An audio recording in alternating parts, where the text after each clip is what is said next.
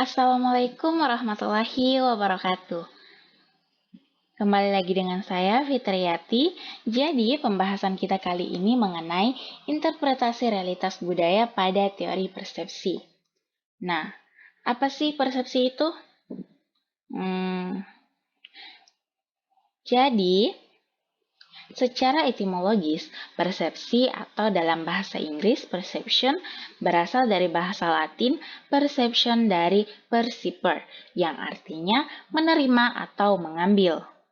Nah, menurut Walgito, persepsi adalah suatu proses yang didahului oleh proses penginderaan, yaitu merupakan proses diterimanya stimulus oleh individu melalui alat indera atau juga disebut proses sensoris. Persepsi juga merupakan aktivitas integrate dalam diri individu. Nah, apa sih faktor yang mempengaruhi persepsi? Jadi, faktor yang mempengaruhi persepsi menurut Sarwono ada 5 faktor. Yang pertama, yakni perhatian. Tidak menangkap seluruh rangsangan yang ada di sekitarnya sekaligus, tetapi memfokuskan perhatian pada satu atau dua objek saja, fokus perhatian antara satu dengan yang lain akan menyebabkan perbedaan persepsi. Nah, kemudian yang kedua adalah kesiapan mental seseorang terhadap rangsangan yang akan timbul. Kemudian yang ketiga adalah kebutuhan. Nah, kebutuhan sesaat maupun menetap pada diri individu akan mempengaruhi persepsi orang tersebut. Kebutuhan yang berbeda akan menyebabkan perbedaan persepsi bagi tiap individu. Kemudian selanjutnya adalah sistem penilaian. Sistem penilaian yang berlaku dalam suatu masyarakat juga mempengaruhi terhadap persepsi. Nah, kemudian yang terakhir adalah tipe kepribadian. Tipe kepribadian, pola kepribadian yang dimiliki oleh individu akan menghasilkan persepsi yang berbeda. Proses terbentuknya persepsi dipengaruhi oleh individu satu dengan yang lain, atau dengan satu kelompok dengan kelompok yang lain. Nah, selanjutnya adalah budaya. Jadi, budaya didefinisikan sebagai akal budi. Hal ini mengacu pada serapan yang diambil dari bahasa Sanskerta, yaitu budaya, yang merupakan bentuk jamak dari kata budi, yang berarti akal. Dengan demikian, kebudayaan berarti hal-hal yang berkaitan dengan akal. Nah, budaya memiliki pengaruh besar pada cara pandang dan persepsi seseorang, pada hal-hal yang dia lihat, rasakan, dan alami. Nilai-nilai moral dan etiket suatu masyarakat bervariasi, bergantung pada budaya yang memberikan masyarakat tersebut sesuatu pengertian yang diterima secara luas dan mutlak di kelompoknya. Melalui nilai-nilai budaya itulah, seseorang akan menilai dan mempersepsikan sesuatu sebagai sesuatu yang salah atau mungkin sebagai sesuatu yang benar menurut budaya yang ia yakini. Nah,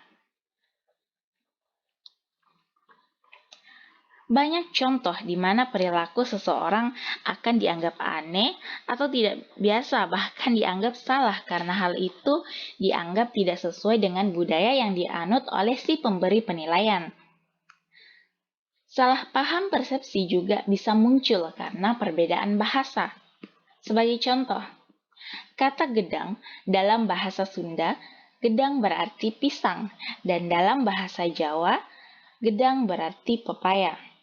Contoh lain, dalam bahasa Endrekang, bola artinya rumah, sedangkan dalam bahasa Toraja bola artinya bola yang biasa dipakai buat main. Atau melalui gestur nonverbal, seperti dengan membentuk huruf O dengan telunjuk dan ibu jari yang di beberapa budaya diartikan sebagai oke, tetapi di Jepang berarti uang, sedangkan di Perancis Selatan Bentuk ini memiliki arti tidak bernilai dan bahkan ada pula yang menginterpretasikan sebagai hinaan. Nah, kultur yang berbeda memiliki cara yang berbeda dalam mengartikan tampilan emosi. Mungkin beberapa berteriak, marah, takut, menangis, dan menunjukkan reaksi lainnya secara lebih eksplisit. Sementara ada pula kultur yang menjadikan seseorang harus menjaga dan menutupi emosi dan perasaannya.